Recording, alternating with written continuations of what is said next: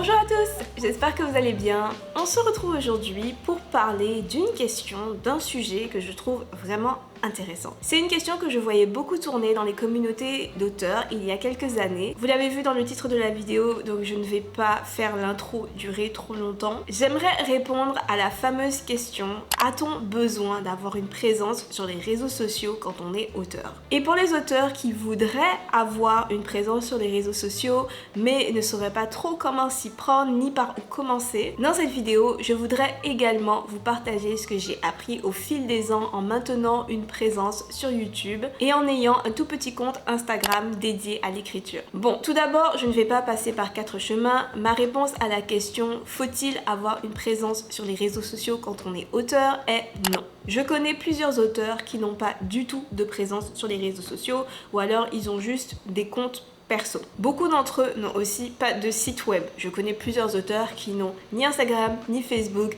pas de site web et qui ne font pas vraiment de promo pour leurs livres, en dehors bien sûr des passages dans les salons, des interviews à la radio ou dans les journaux qu'ils font grâce au contact de leurs éditeurs. Et ça n'empêche pas ces auteurs de vendre des livres, ça ne les empêche pas non plus de signer des contrats d'édition. Donc non, je ne pense pas que c'est une nécessité d'avoir une présence sur les réseaux sociaux quand on est un auteur ou même d'avoir un site web. Cela étant dit, je pense quand même que c'est un gros atout. Je pense qu'être actif sur les réseaux sociaux et faire aussi des efforts de son côté pour promouvoir son livre, en plus des efforts déjà fournis par son éditeur, ça peut permettre à un auteur de développer sa carrière plus rapidement, de se faire connaître plus vite auprès du public par exemple et de vendre plus de livres. J'en ai déjà parlé quelques fois sur cette chaîne YouTube, je trouve personnellement que le monde de l'édition traditionnelle bouge très lentement, mais il bouge, il change, il évolue. Je dirais même qu'il a énormément changé et évolué au cours des 10-20 dernières années. Dans les années 90 et au début des années 2000, le succès d'un auteur reposait quasi exclusivement sur le bouche à oreille, la chance et la promotion que son éditeur voulait bien lui faire. Aujourd'hui, ce n'est plus vraiment le cas et plein d'auteurs se font connaître grâce aux réseaux sociaux. Donc le monde de l'édition a changé et la manière de vendre des livres a beaucoup changé aussi. C'est maintenant à la portée de tous de pouvoir communiquer avec un large public alors qu'avant, il fallait connaître les bonnes personnes, avoir des contacts avec les grands médias, etc.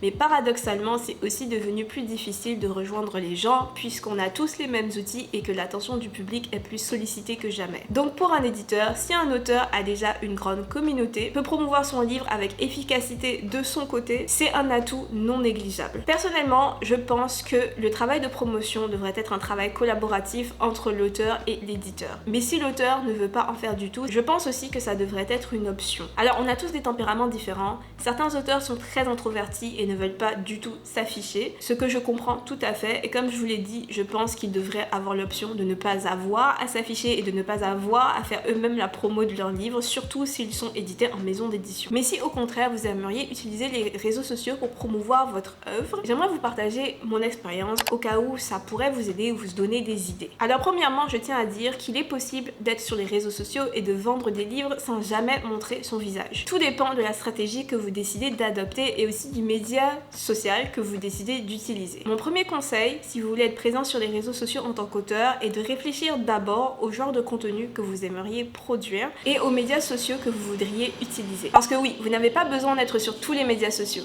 Je pense même que c'est une erreur d'essayer d'être partout si on n'a pas le temps de gérer plusieurs médias sociaux. Mon premier conseil est donc de choisir un ou deux médias et de vous concentrer dessus. Je vous conseille aussi de choisir votre média en fonction de ce que vous voulez partager et en fonction de votre stratégie. Si vous voulez juste promouvoir votre livre en diffusant des informations dessus, peut-être que ce serait plus intéressant pour vous de vous tourner vers Instagram et TikTok, des médias sociaux où il est possible d'avoir des comptes uniquement pour faire la promotion de produits. Regardez aussi ce que les autres auteurs font sur les réseaux sociaux et regardez des études qui expliquent ce qui fonctionne en fonction de quelle plateforme. Par exemple, tous les ans, la plateforme Metricool, et je ne suis pas sponsorisée, j'aime juste beaucoup Metricool, donc Metricool sort un rapport d'utilisation gratuit sur les réseaux sociaux qui montre comment ils ont été utilisés par les entreprises durant l'année, qu'est-ce qui a fonctionné et comment les utilisateurs ont réagi à ce contenu. C'est super intéressant et ça donne une bonne idée des stratégies et des tendances du moment. Ça vous permettra peut-être de savoir quelle est la plateforme qui correspondrait le plus à vos besoins. Est-ce que ce serait mieux pour vous d'être sur Facebook, d'être sur LinkedIn, d'être sur Instagram, d'être sur TikTok?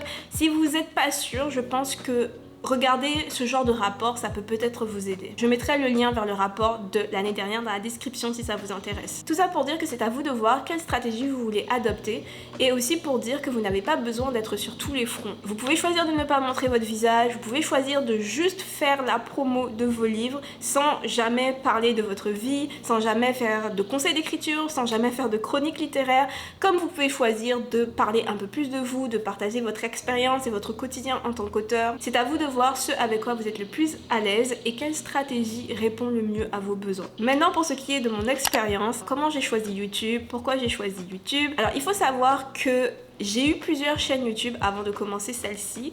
En fait, je fais des vidéos YouTube depuis mes 17 ans, tout simplement parce que YouTube c'est une plateforme que j'ai toujours beaucoup aimée. Mes premières chaînes YouTube c'était plus des chaînes lifestyle sur lesquelles je parlais un peu de tout et de rien. Je faisais parfois des chroniques littéraires et je parlais parfois de mes projets d'écriture, mais mes chaînes n'étaient pas focalisées sur ça. Puis vers 2019, 2020 à peu près, j'ai décidé d'utiliser mon compte Instagram pour parler juste d'écriture et de mes projets d'écriture. À l'époque, il y avait une petite communauté d'auteurs francophones sur Instagram qui était très active et je voulais en faire partie. Donc je me suis mise à publier du contenu sur mes projets d'écriture. C'était une période plutôt fun, mais j'ai vite réalisé que j'étais pas super fan en fait d'Instagram et que je préférais largement produire du contenu pour YouTube. J'ai donc créé cette chaîne dans le but de partager mon expérience d'autrice et j'ai décidé que j'allais juste me concentrer sur ce média social, juste sur YouTube. Et effectivement, aujourd'hui encore, YouTube reste mon réseau social de prédilection. Je n'ai pas de compte TikTok, je n'ai pas de compte X ou Blue Sky, je n'ai plus de compte Facebook, donc je suis juste sur YouTube.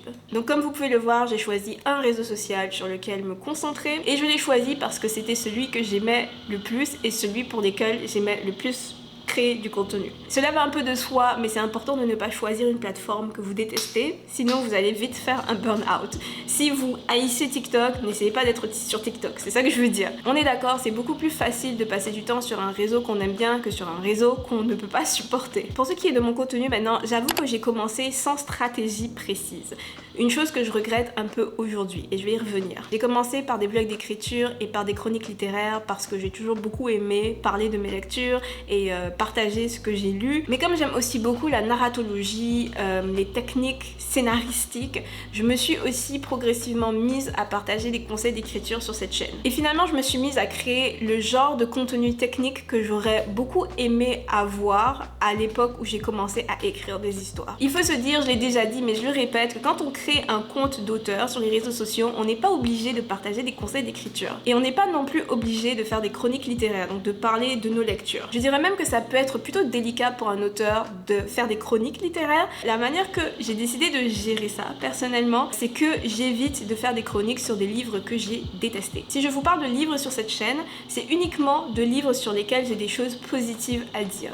Si j'ai plus de choses négatives que de choses positives à dire au sujet d'un livre, je n'en parle tout simplement pas. C'est l'équilibre que j'ai trouvé et qui fonctionne le mieux pour moi pour l'instant. Cet équilibre me permet de continuer de vous parler de mes lectures, d'être toujours honnête aussi, ce que je pense est important quand on fait des chroniques littéraires, et aussi donc de parler de livres sans attaquer mes collègues, sans attaquer d'autres auteurs. Mais c'est sûr que c'est un équilibre qui est pas forcément évident, donc il y a plein d'auteurs qui préfèrent juste ne pas du tout parler de leur lecture sur les réseaux, ce qui est tout à fait compréhensible. Sinon, pour les conseils d'écriture, ça peut aussi être délicat pour un auteur d'en partager sur les réseaux sociaux. Les gens qui cherchent des conseils d'écriture, c'est pas forcément les gens qui vont être intéressés par votre livre. Donc déjà, si votre stratégie sur les réseaux, c'est de faire la promotion de votre livre, c'est de faire connaître votre œuvre, donner des conseils d'écriture sur les réseaux, ce n'est peut-être pas la meilleure stratégie pour vous. Ça peut être une stratégie parce que les gens qui cherchent des conseils, c'est souvent des gens qui lisent, des gens qui aiment la lecture aussi, mais c'est pas forcément des gens qui vont être intéressés par ce que vous écrivez. De mon côté, comme je vous l'ai dit, j'aime parler de narratologie, je suis vraiment passionnée par la narratologie et la manière dont les êtres humains juste racontent des histoires, structurent leurs histoires, et j'aime aussi beaucoup l'idée d'aider d'autres auteurs à réaliser leurs rêves en parlant de l'aspect plus technique et méthodologique de l'écriture. Quand je commençais à écrire des histoires, c'est le genre de conseils que je cherchais désespérément. À l'époque, les conseils d'écriture plus techniques, je ne les trouvais que